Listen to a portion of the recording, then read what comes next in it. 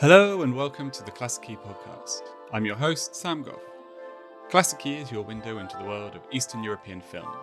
Subscribers gain access to our library of classic and contemporary titles, as well as filmmaker interviews, video introductions, program notes, and more. You can sign up for a free trial today at klassiki.online. If you enjoy the show, don't forget to subscribe in your podcast app, and remember you can get in touch with us at podcast@klassiki.online. Central Asia remains a great blind spot for many Western cinephiles, and that's why I was so excited to hear about an upcoming season in New York, hosted by Asia Society in partnership with Anthology Film Archives. Eastern Notions is a celebration of the Uzbek director Ali Khamraev, one of the greats of Central Asian cinema, with more than 20 beautifully varied features under his belt, stretching all the way back to the 1960s. Running from the 20th to 23rd November, the series highlights 5 of Khamraev's fiction films, with the great man making a rare appearance in the States to attend in person. To mark the occasion, and to give Khamraev his laurels, I spoke with the season's curator, Inay Prakash. We discussed Khamraev's diverse body of work, from so-called Easterns to art house meditations on family and national culture, as well as his relationship with more famous Soviet auteurs like Andrei Tarkovsky and Sergei Parajanov. We also touched on the question of curating Central Asian film more broadly. Listeners in New York, don't miss out. Eastern Notions runs from the 20th to the 23rd of November at Asia Society and Anthology Film Archives. Details for that are in the show description, along with an interview that we conducted with Khamraev on Klassiki a few years ago that gives some further insight into his long and fruitful career. And if you can't make the screenings, then Klassiki subscribers can watch Khamraev's poetic and autobiographical film I Remember You on the site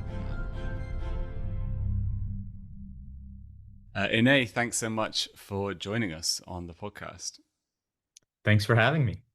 It's a great pleasure, and it's such a great pleasure to get the chance to talk about Ali Khamraev. When I heard that this season was running in New York, I was thrilled. I had to get you on to pick your brains. So, I mean, there's so much to get into, but I guess I'll just start off with a basic question of like, why a Khamraev season now? I mean, there's never a bad time to watch Ali's films, but what led to this season coming about right now? Yeah, so I work at the Asia Society Museum in New York, and I, try to be as regionally diverse as I can be in my programming. I think my supervisor at the time that I kind of formulated the idea of doing this retrospective was interested in having us put more of a spotlight on Central Asian artwork and cinema. And, I sort of reflected on the reading I'd done and figures I'd encountered. And I had seen The Seventh Bullet, Hamraev's extraordinary Eastern uh, Mm. or or Osterner film, which is Well, that's so that we as can get into the exactly, we can genre, get yeah. into what that means. But so I was eager to see, I was curious about seeing more of his work, and I did, and I was amazed by it. And I also was able to get in touch with him, and he seemed excited about the idea of coming to New York and presenting the films. We also, I also found out from him that his films were available to show on several of them on 35 millimeter. That they're stored with the I Film Museum in Amsterdam. So I have a large preference for showing analog film whenever possible. Absolutely. And yeah, I just thought it would be a great moment for New Yorkers to get introduced to his work. There had been Kent Jones, I think about 20 years ago, did a Central Asian cinema program that had one of the films. And I think in 2018, Ali did a little tour of the United States showing some of his films, but skipped New York at that time. So I thought it was overdue. Absolutely.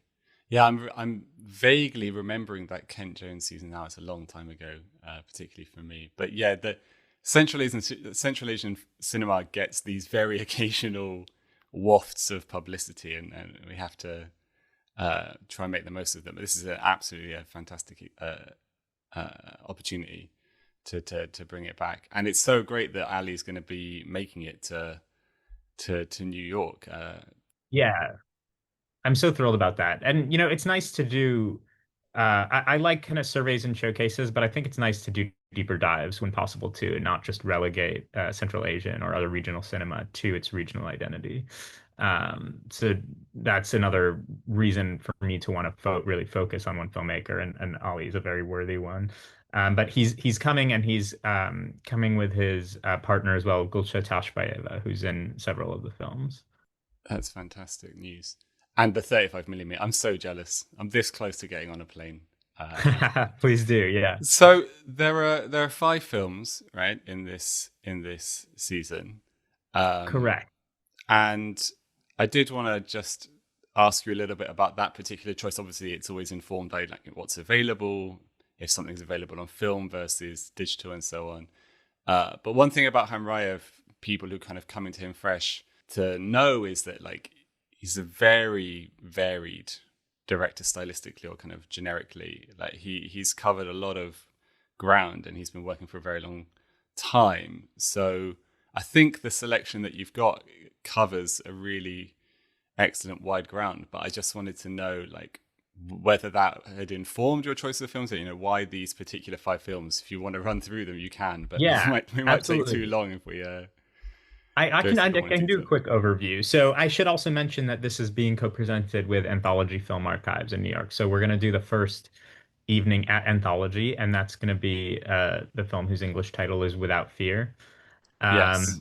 And that is, I think, we're starting with that probably because that's Ali's best known film, and most celebrated, I think.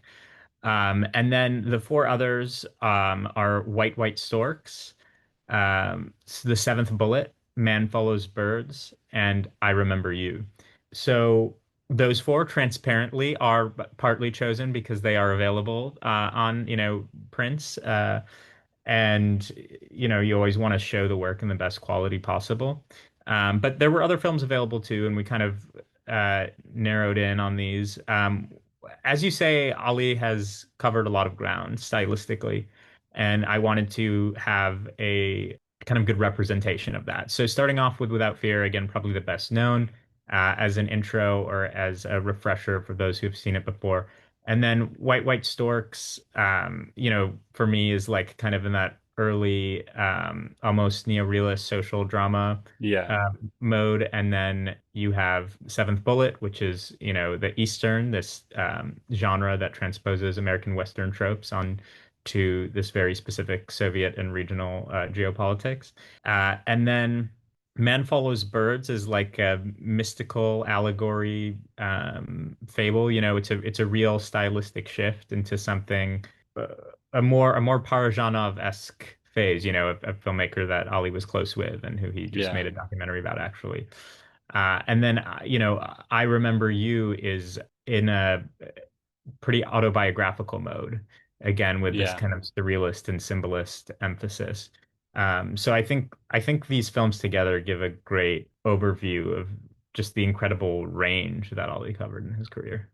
Yeah, and they take you from the mid 60s, which is when both he and like a lot of the national cinemas from that region were really coming into their own, and then takes you through to the mid 80s to kind of the perestroika era. So it's a real kind of like late Soviet sweep, which I think captures a lot of very interesting context and so on in its wake. It's a really nice selection. I did just want to ask before we kind of get more into Ali and maybe more into these particular films. Like you've mentioned that this is being done under auspices of the Asia Society where you work, and I did just want to ask you a little bit about this question of, I don't know, situating or contextualizing or just curating more broadly like Central Asian film.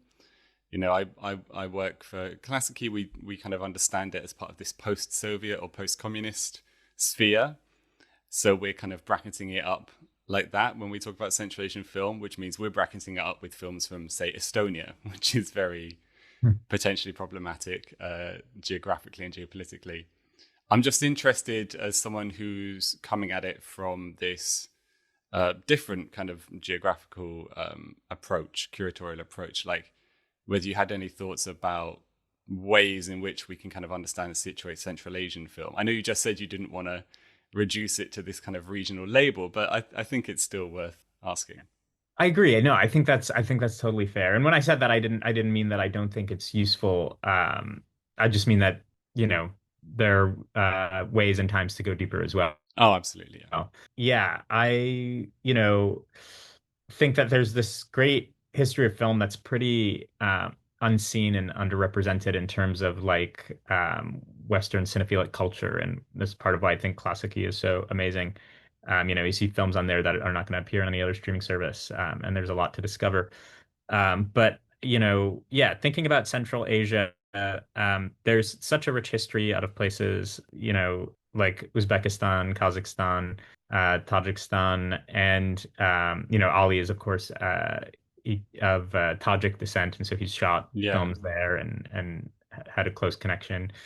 Yeah, I think for me, I what part of what defines Central Asia is and connects it to the rest of Asia is the culture, Hmm. and part of that is the religious culture. I think one of the key themes that pops up in Ali's work is the clash between Islam and local Islamic culture and sort of the atheist Soviet mandate Yeah. that sweeps in. And, it's at times, again, because these are made under the auspices of the Soviet government, there's like a propagandistic quality, Yeah. At the same time, he portrays, his country so authentically that it kind of transcends that perspective, I think. Just the richness of the culture. Yeah, so I think, sorry, I'm kind of like forgetting what exactly your question was, but Well, it was a deliberately broad question, I guess. right. I mean, like a film like I Remember You is kind of explicitly about these encounters between, say, like Uzbek and Russian and Ukrainian culture and history, and then a film like Man Follows Birds it's set in I think the 14th or 15th century, and it's very much rooted in and kind of dedicated to this medieval like native Uzbek culture and literature. So yeah, he definitely is. He himself is kind of situating his own cinema within these currents. I think the Right. one thing with Central, I mean, it's a bit of a cliche to say this about anywhere in any region of the world, that it kind of is caught between two other regions.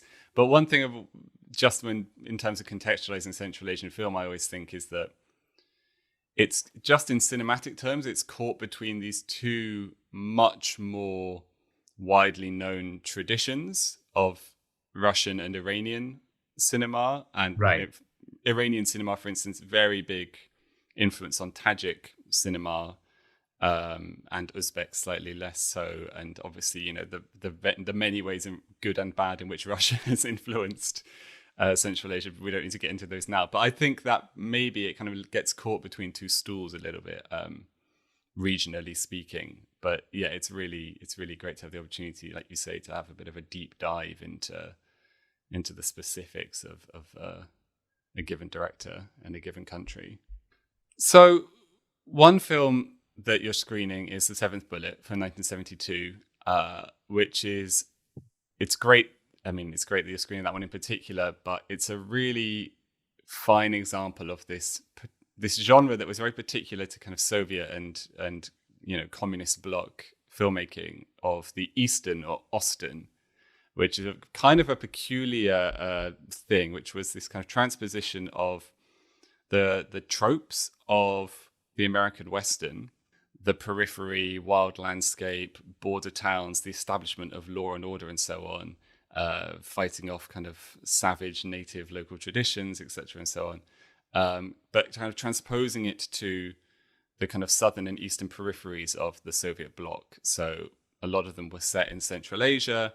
They tended to be set kind of in the 1910s and 20s, so in the kind of recent past, rather than the kind of 19th century of a lot of American Westerns.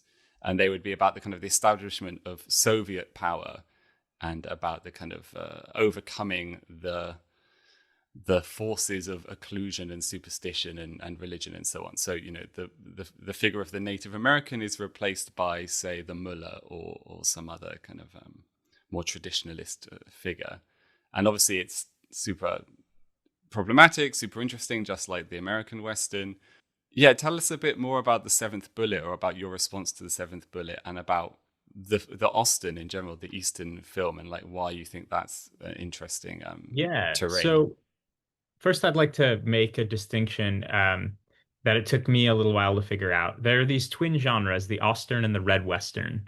Um, Oh, we'll be here all day, Neil. and and just to point out what the difference is between the Austen is the Red Western is still using American figures. So it's like films, made in the Eastern Bloc, but about, Right. Yes. Okay. That is a fair American distinction. Yeah. colonialists and Native Americans. Whereas, as you point out, Austerns are transposing and using, characters based in the region. So my first reaction to the Seventh Bullet was just, when I was just overjoyed to see it. It's such an entertaining movie, Yeah. It's as kind of like fun and thrilling as seeing like a John Sturges film, and who I mentioned specifically because I know the Magnificent Seven was a major influence Yeah. in the Eastern Bloc. But then it also has these, yeah, very interesting, but as you mentioned, also kind of problematic politics, right? It's set post-Russian Revolution. A commissar, his men sort of defect to this Islamic warlord rebel because they feel that their religion has been disrespected. It walks this fine line of portraying the clash between Soviet and Islam culture while making one side obviously the Soviets the good guys, right? And Yeah. the Islamic warlords the bad guys. So that's where the most problematic element lies, I would say.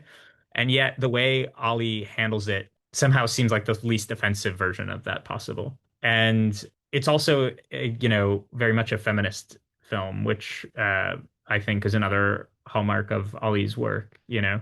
like Without Fear, which is about, a young woman's decision not to wear the hijab and the kind of, forces of patriarchy she faces both from the people demanding that she do so and the people demanding that she not do so. There's a young woman at the center of this film, played by the amazing Dilara Kombarova, who's, Yeah. incredibly badass and kind of coming to her own self-realization and self-determination. I mean, it's a whole subgenre of Soviet film, the unveiling film, Exactly. in a Yeah. lot of these territories that set in these territories that were kind of predominantly Muslim before the revolution. Yeah, it's interesting, isn't it? I'm just thinking about the comparison with the American Western, because there is.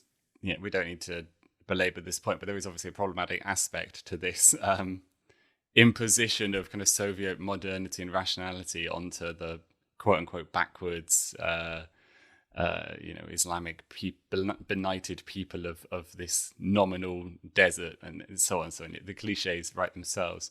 But when I'm thinking in comparison to an American Western, like the cast and crew here are all Central Asian, basically, in a way that, for instance, like Native Americans were not part of the Exactly. filmmaking process for the American Western. Obviously, that level of representation isn't the be all and end all politically, but it certainly makes it more slippery, I think, as a terrain. It makes a big difference. And there is also, even if it's a little superficial and nominal, a respect for the religious culture as well, right? There's like an admission that this general or whoever kind of interrupted this soldier's prayer shouldn't have done so. Yeah, And there's this kind of rousing speech about, plurality towards the end of the film, and about a kind of unified front. And yeah, so it's a little less, I would say less aggressive in its attitude towards the, as you say, the quote unquote backwards characters than a typical American Western. yeah. I'm thinking of this was like a popular action genre, and this was kind of popular genre fare, much like the Western was Right. in the States.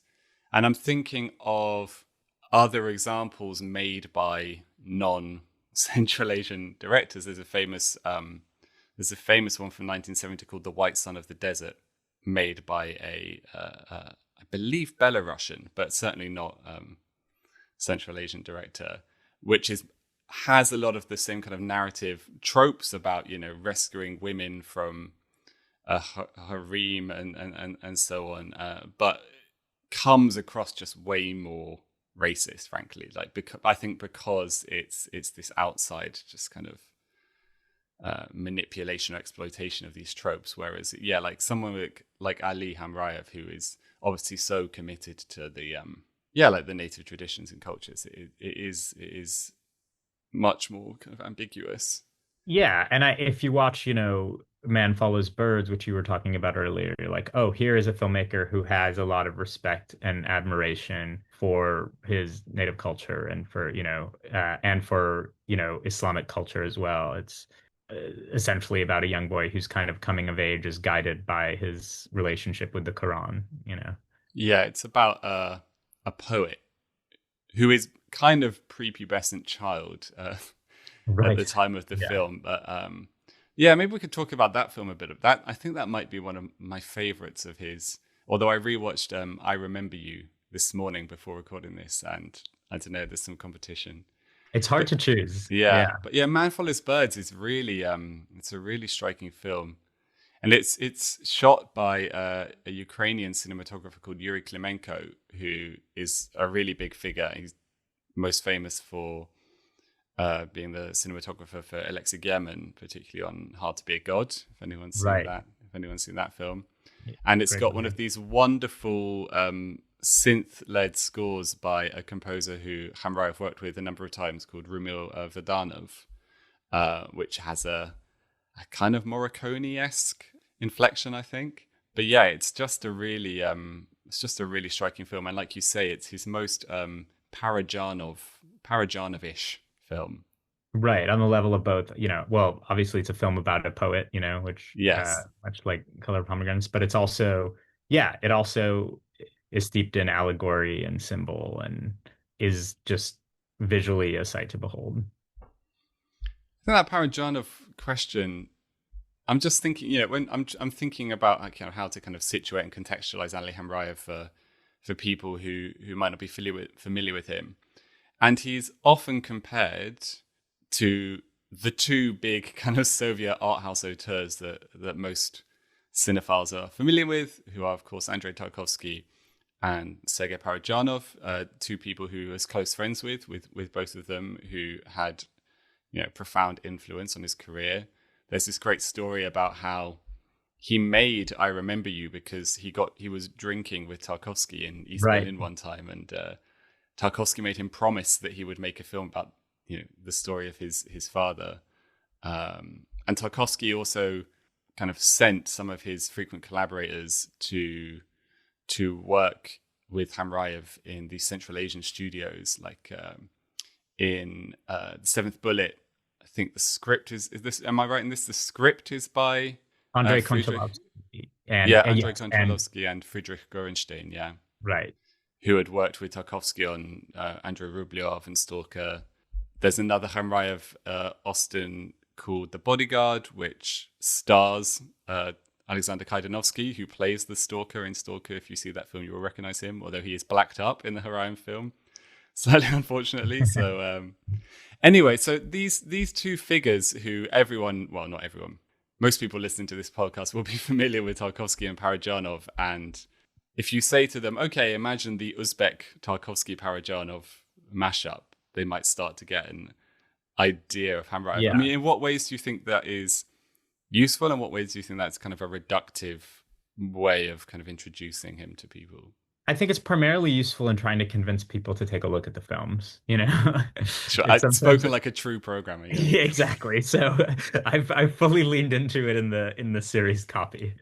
But on a level of actual artistic analysis and understanding, I don't know that it's that useful. The films are not that similar in the end, I think. They're quite unique and the to the extent that there is there are stylistic comparisons. They apply only to like certain films and phases, you might see elements of Parajanov in Man Follows Birds and I Remember You, but certainly not in The Seventh Bullet or Sure. White Storks or Without Fear.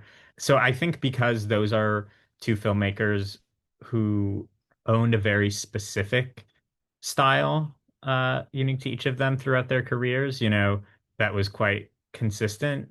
I think that alone sets them apart from Ali, who, as we've mentioned, had a real kind of artistic evolution throughout his career and made really different types of work. I think in part, that comes from Ali working much more, I don't want to say comfortably, but much more kind of regularly within the studio system. I mean, like Tarkovsky and Parajanov, part of the reason everyone knows and loves them is that they suffered so much under the censors. Parajanov was obviously imprisoned.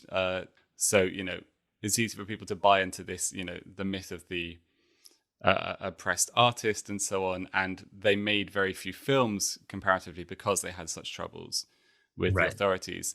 Khamraev had, like all Soviet filmmakers, he butted heads with the censors in the studios all the time, but he was working regularly, right, in this studio system. And that's kind of part of the reason why his films were so varied, because he was working slightly more on commission, if you like. Right. Which is not to say they didn't have, this singular artist absolutely, voice. yeah, sure. I came across this incredible essay on the Poetry Project by the late poet Fanny Howe, Okay. who wrote this. I mean, it's the whole thing's worth reading, but she wrote this like totally beautiful phrase about the film. She writes, Ali Khamraev's films are poems with dark pauses between scenes operating like blinks of the eyes of God, like seconds of mercy given and withdrawn, Mm. uh, which I think is just such an utterly evocative, and especially with regard to that film, I think accurate assessment. So it's not like he made these compromises, but not at the expense of his own artistic voice, I think. We could even say he was an auteur. We might dare. Let's not relitigate Yeah. auteur theory now. But, I do think the idea of the auteur does emerge out of a studio analysis of a studio system. In the Soviet Union, there was a studio system. I think it's fertile ground for thinking about the idea of the auteur. It would just involve changing your parameters to something not informed by Hollywood. But anyway, we don't need to get into that one now. I think, like you say, that you can, in certain films of Khamraev, you can see the influence or like the shadow of Tarkovsky or Parajanov more. I think the reason that people reference them so much in relation to him, apart from the fact that they were friends and they did have this kind of practical influence on each other's films, he shares with Tarkovsky this exploration of kind of subjectivity and memory, and particularly I Remember You it's kind of like Mirror. It has that kind of Tarkovsky excavation of a childhood or memory aspect to it. Exactly. But he also, like Parajanov, is really interested, as we've been saying, in like these folk cultures and this kind of national literary and visual cultural history. So he, that's the way I kind of understand it when it comes to those reference points. But like you say, it's mainly a way to get people through the door. The films themselves, they speak for themselves. No, I was just curious about how, you've had his films on your platform and what the response has been like. I don't know. I mean, I have a personal response to them, but it's not what you're asking. Yeah, I mean, I'll take that. What's your take on them? What's your relationship to the films? Well, I think about Khamraev in terms of maybe more of a kind of broader sense of Soviet film history. Like I used to teach the history of Soviet film at university, and you get to this period in like the 60s and 70s where you get the kind of the Brezhnev era, what's called the stagnation era, where there's kind of a chilling of artistic freedom and a gradual rise in censorship.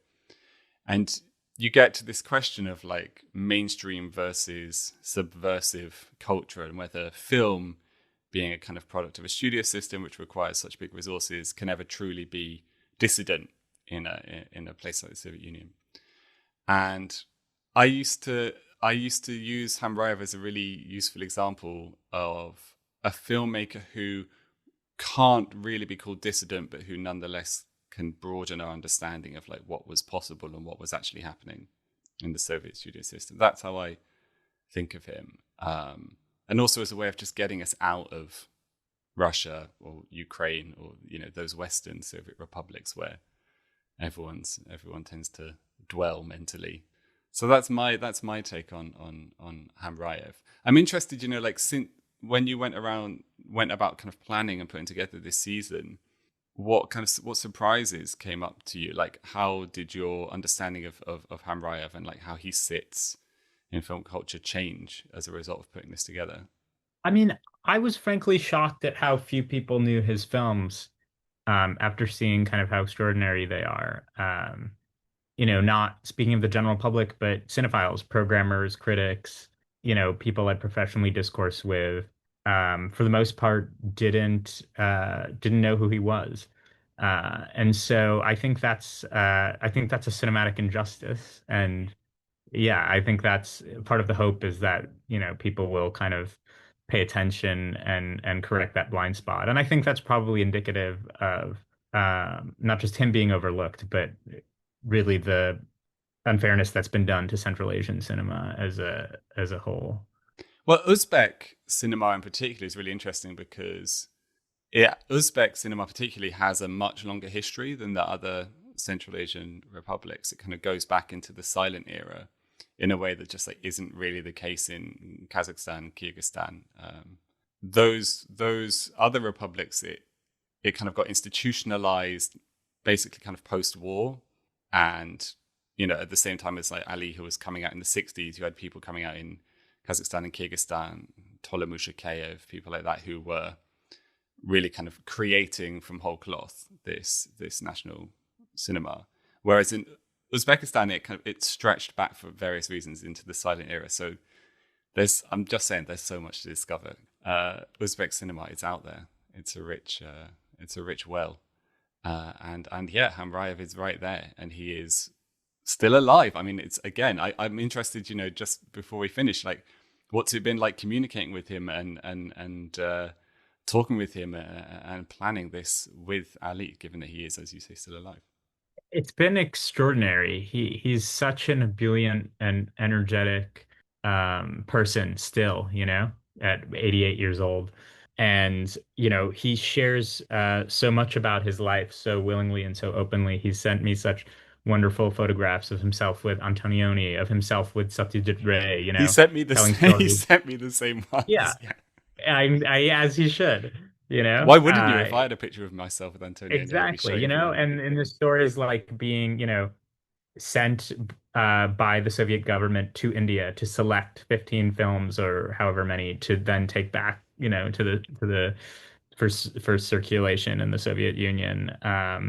You know, he sent me this long kind of essay he'd written about his first trip to America, which was kind of bizarre and funny and centered largely on an episode in a strip club. But he's a very, you know, he's a very good-humored person who's really eager and willing to share his art and his life with others. So I think people who come and interact with him will get a lot out of it. And just as a reminder, the series is taking place from the 20th to the 23rd. The first night's at Anthology Without Fear, and then 21st to 23rd at Asia Society with the rest of the films. I'll put all of that. Make sure all that info is in the show description underneath this. So yeah, people should check that out. I would just say that a lot of his stories about his great friends of the great masters of cinema all tend to involve him drinking a bottle of vodka, which I quite True. Well, listen, it's great that this season's happening. I'm really excited for people in New York to get the chance to see it. We'll leave it there for today. But Ine, Prakash, thanks so much for organizing the season and for joining us to talk all about Ali Khamraev. Thanks, Sam. I really appreciate it.